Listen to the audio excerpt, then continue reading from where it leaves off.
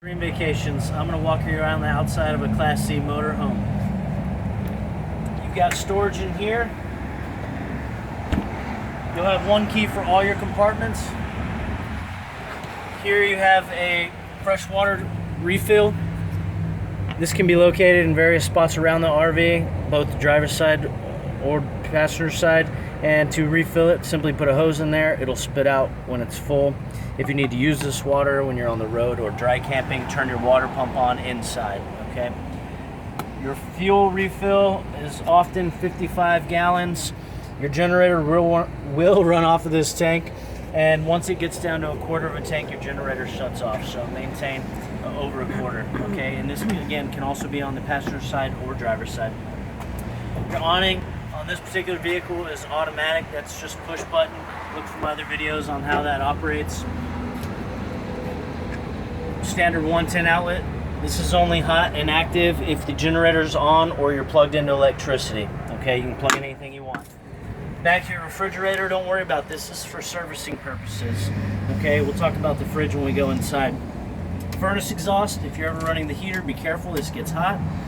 And then you have your propane tank outside, and you can tell because there's no lock on the compartment. So the bottle is in the on position or the open position. You can travel that way. There's no need to close it unless you have a propane leak.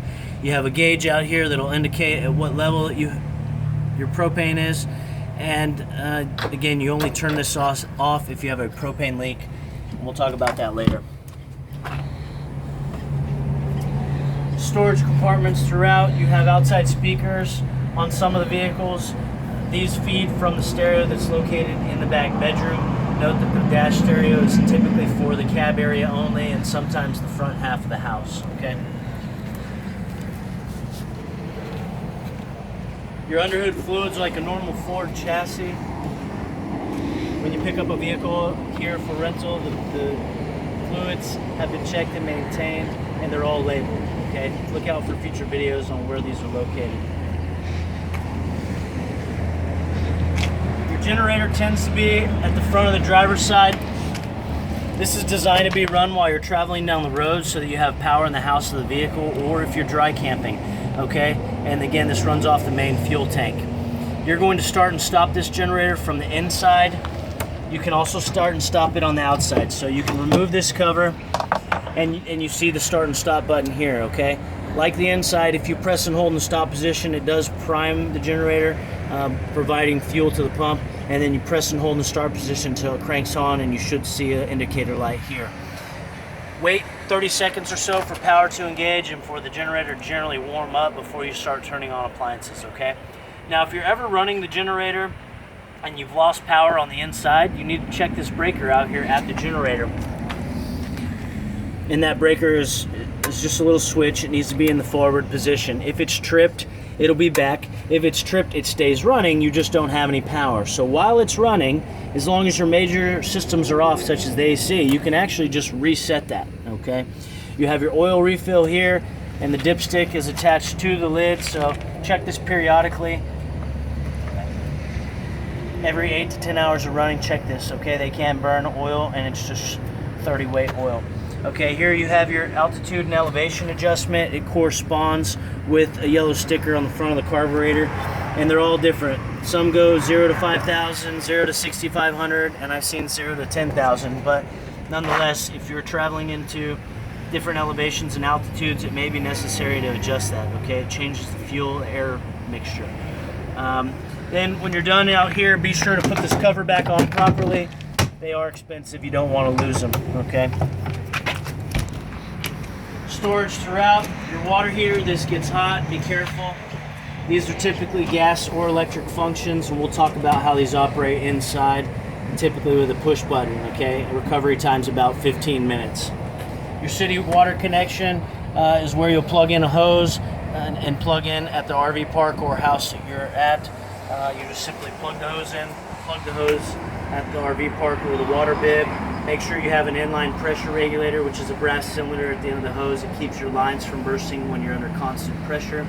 And when you're connected here, you don't need the water pump on. It does not refill your tank either. You have an outside shower on some vehicles, which is simply a shower head at the end of a hose, hot and cold water knobs. You can rinse off outside or just generally clean up out here. More storage, and then you have your sewer connections here. They tend to be the rear driver's side area, and during your trip you're going to encounter two types of dump stations.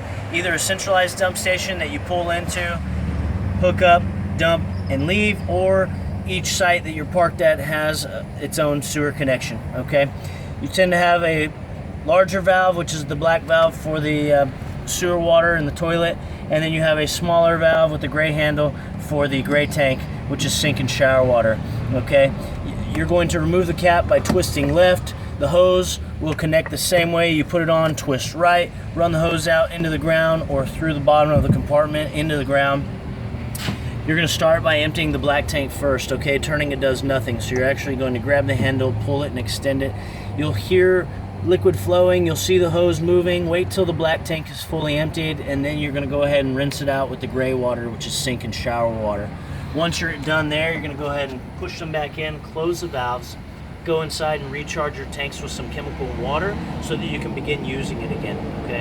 And we'll talk about that when we go inside. Cable connection is typically located at the rear of the driver's side. You need to provide your own coax. Plug in here, plug in at the park. You've got incoming cable. And when plugged in here, be sure to turn your antenna booster off so that it'll allow the cable feed to come inside, okay? Find your electrical compartment so that when you get to the RV park, you can connect. You're gonna start by turning the air conditioner off, turning the generator off, and then pulling out the cord and plugging in. This particular vehicle, because it has a single air conditioner, is 30 amps. You'll need all 30 amps in order to run the air conditioner. Okay, the other end of this cord is hardwired, so you won't completely remove it. But some vehicles include an electrical adapter that fits on the end of that cord, reducing it down to a 15 amp service, which is your standard 110 outlet that you're used to. Note that if you use that adapter, it will not sustain the air conditioner, okay? So don't use the electrical adapter to run the air conditioner. All right, your sewer hose, if not located in your dump compartment or sewer compartment, is often located inside the bumper. And that's about it. Thanks.